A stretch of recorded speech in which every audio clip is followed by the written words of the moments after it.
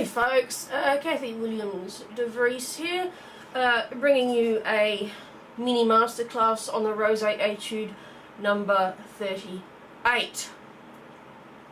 I have posted previously me going through 4 different slower versions of this etude. Frankly, I think 168 is quite impossible. I've only ever gotten it up to about 144, but how fast I can play it isn't actually the issue here. It's teaching you how to practice this piece so that you can learn it faster. So, I mean, the first bit, you know, I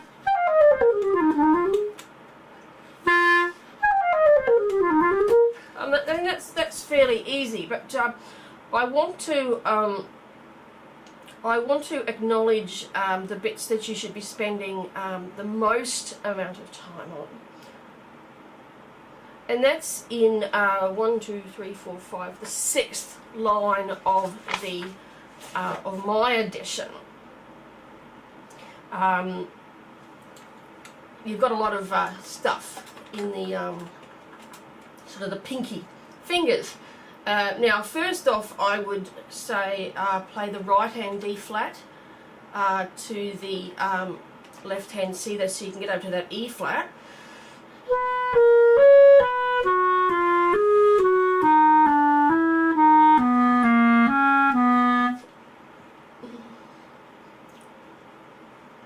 So actually practice it a bit slow.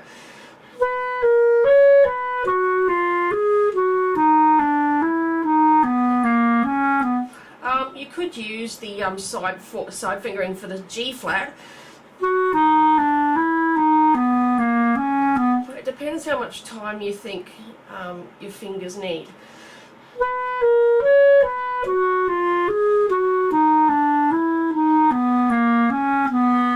And in the third bar of the line, be careful to have a really good connection between the D flat and the A flat.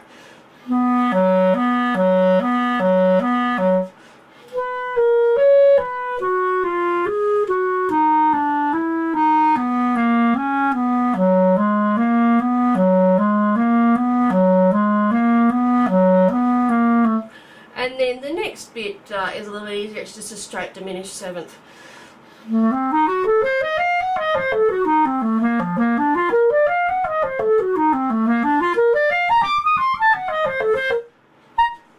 So that's the first treble spot. So what I would do is I would get my metronome and stick it really slow. Stick it half speed, even less than half speed. So that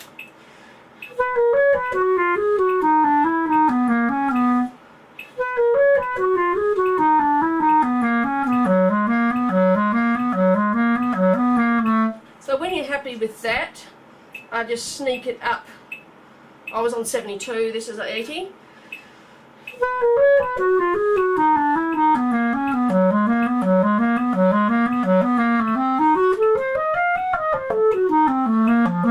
And also get a good smooth connection between the A flat and the B.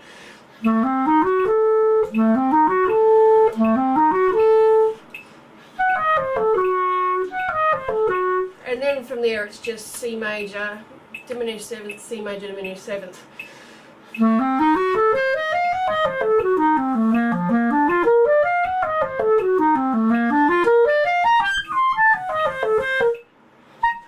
Okay, so that's the first treble section.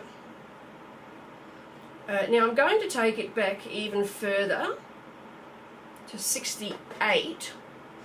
Now the next hard bit that I struggle with is the last bar of the first page and the first couple of lines of the second page. The reason I find this difficult is that you are doing a lot of pinky work and also work going over the break. Especially going from D to F sharp to A. hardest bit, I think, is going from the D to the C sharp having come from a G. And getting the thumb out the road for the B flat.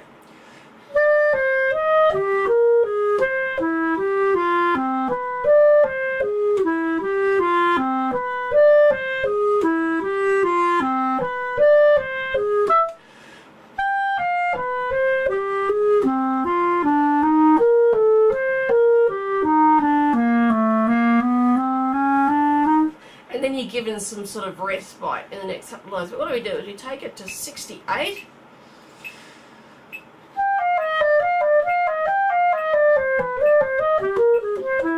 So you see what I mean. I'll try that again.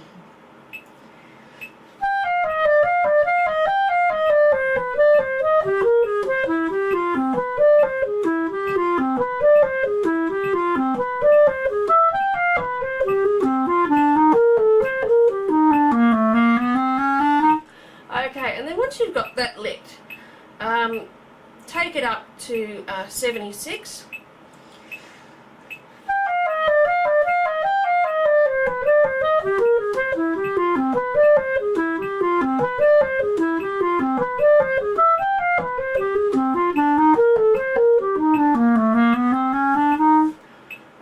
And then take it up to 88. I'm just showing you how I practice it, how I approach this piece.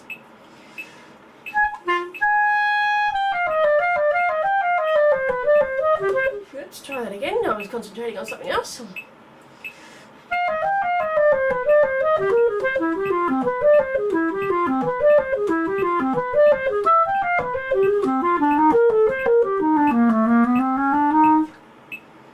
Alright, so that's coming along, even though we're well under tempo. The issue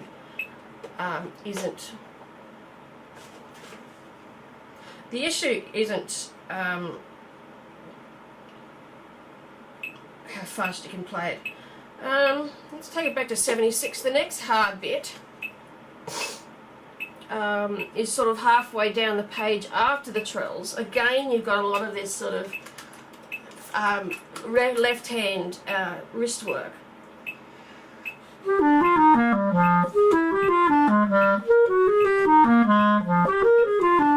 So that at faster speeds, that's quite tricky. So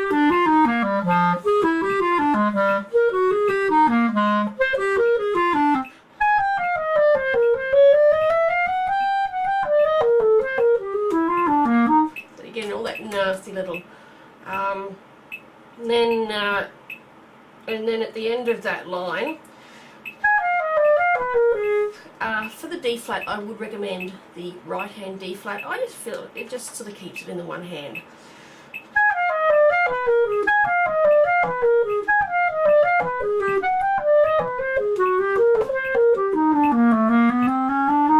So that, let's increase it to 88.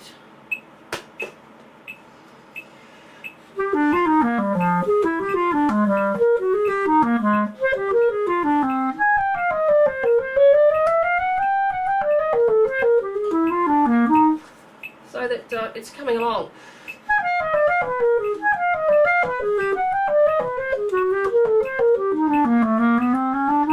Okay, so I've picked out the harder bits. I'll take it up to 120. I'm going to play through the piece at the end. So the first couple of lines, the first sort of half page, I have got forte and then piano in the same bar. So what I would be doing is really bringing out those dynamic changes.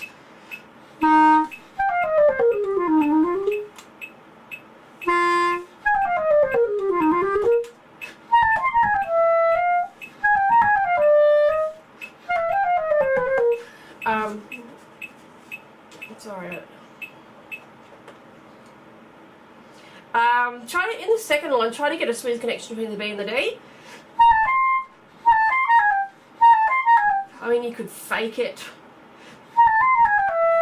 And probably, actually, that's not a bad idea.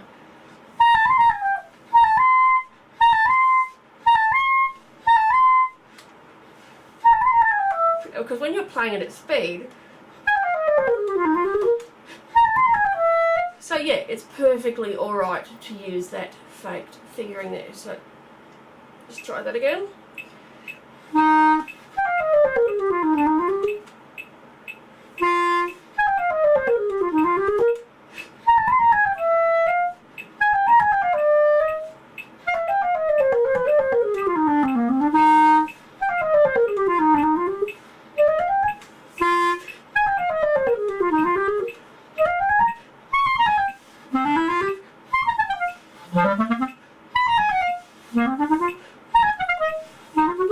Okay, so here we've also got a little bit of staccato work as well in the 5th line, and again I recommend you taking it slow and gradually increasing the speed.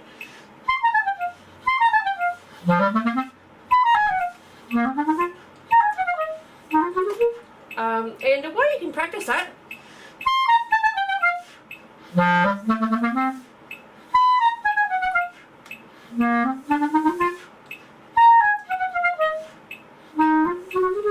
but again, just takes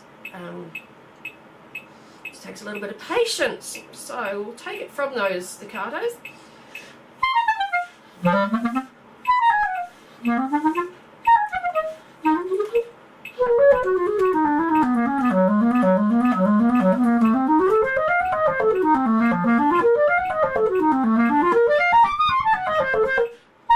And you see all that slow practice has paid off because that at 120 that particular passage is very, very clean.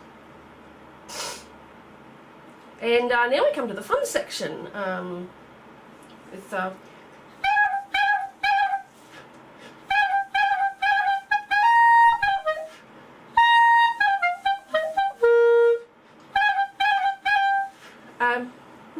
lots of fun. And actually we're only piano, aren't we?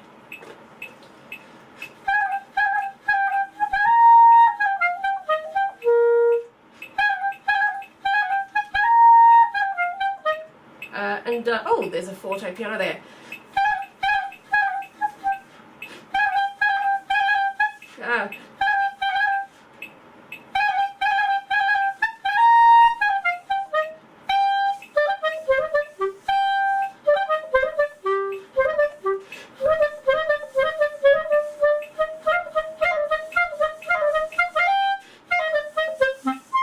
And now with those trills I would take it slower.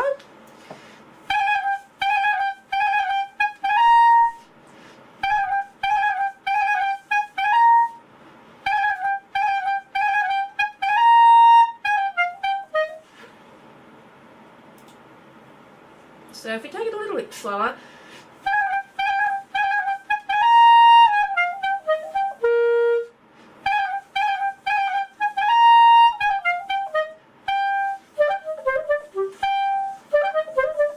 that reminds me of some sort of opera. Oh, it'll come to me, I'm sure.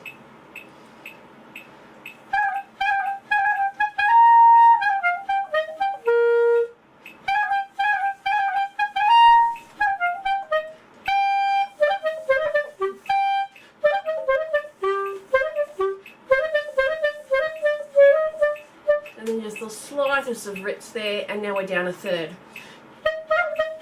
Note the marcato on the S.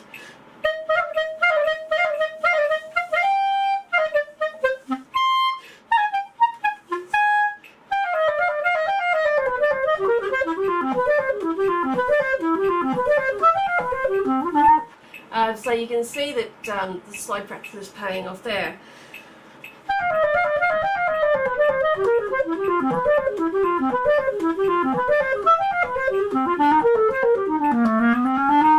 So remember to keep the fingers close, you don't want them flapping all over the place. And watch when you go from the D to the C sharp that you don't flick the register key on just the slightest bit late so you get an undertone.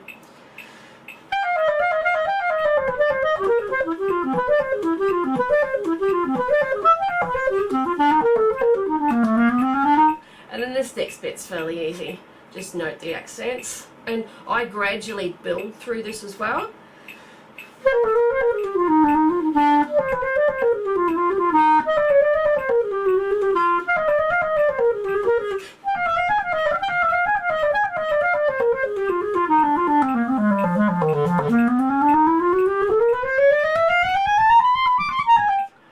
So it barely builds through there. And you might want to practice that trill section.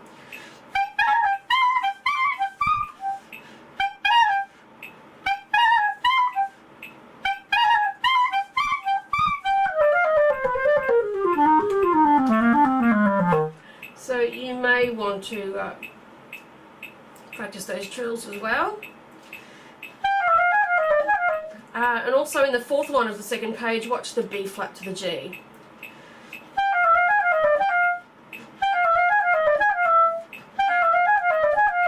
You're reading it in the wrong page again.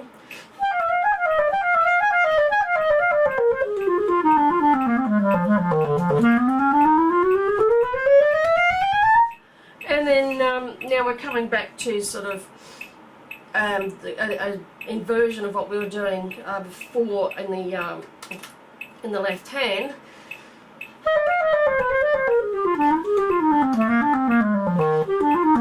And I would gradually build through here.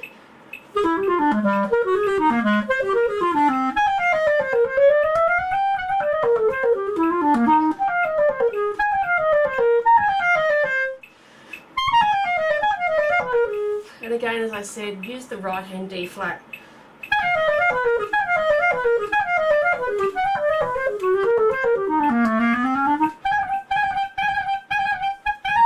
Note there's a couple of extra trills now. Use the side B flat.